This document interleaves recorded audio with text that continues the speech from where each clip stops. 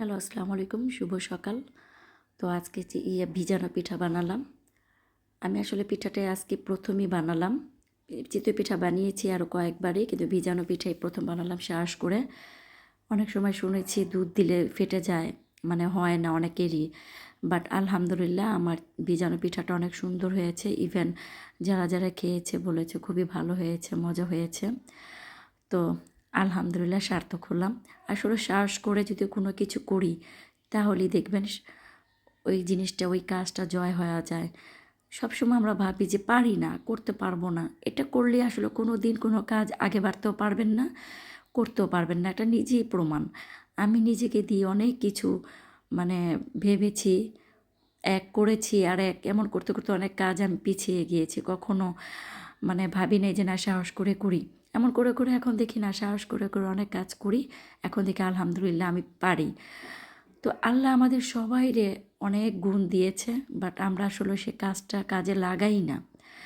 এখন চিন্তা করি আসলে আল্লাহ যখন আমাদের গুণ দিয়েছে আমরা কেন এটা কাজে লাগাবো না, সফলতা অর্জন করব না? সাহসটা ইম্পর্ট্যান্ট। অন্যের উপর নির্ভরশীল থাকাটা আসলে ইম্পর্ট্যান্ট না। আমি একটু, একটু করে আসলে এগিয়ে যাচ্ছি। যে কোনো কাজে আমি চাই আমি নিজে কিছু করি, আরেকজনের উপরে নির্ভরশীল থাকবো না। এই যে মা বানিয়ে দিত খেতাম, বা মামির বাসা থেকে আসতো খেতাম। কেন? নিজে এখন বানাবো, নিজে খাবো, অন্যের উপর নির্ভরশীল থাকবো না। যখন ইচ্ছা হবে নিজে করব, নিজে খাবো। এটাই আসলে আর এটার মধ্যে আনন্দ অন্যরকম। যে আমি নিজে একটা জিনিস করেছি, আরেকজনকে খাওয়িয়েছি। মানে জিনিসটা ভাবতেই অন্যরকম লাগে। যে পিঠাটা বানিয়েছি, মামির বাসায় দিলাম, বাবার বাসায় দিলাম, মানে ননদের বাসায় নিয়ে গেলাম। সবাই খেয়ে বলল, আলহামদুলিল্লাহ অনেক মজা হয়েছে। এটা শুনতেও খুব ভালো লাগলো।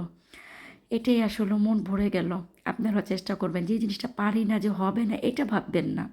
চেষ্টা করবেন, দেখবেন অবশ্যই হবে।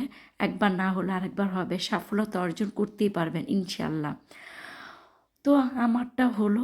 তো এই যে এভাবে হলো, আবারও বানাবো ইনশাআল্লাহ। আলহামদুলিল্লাহ হবে, মজাও হবে খেতে। আসলে সব কিছুই নিজের ভিতরে, নিজে যা করবেন সেটাই আলহামদুলিল্লাহ। এটা ভেবেই এগিয়ে যাবেন সব সময়। তো অনেক সুন্দর হয়েছে মাশাআল্লাহ পিঠাগুলো, খেতেও মজা হয়েছে।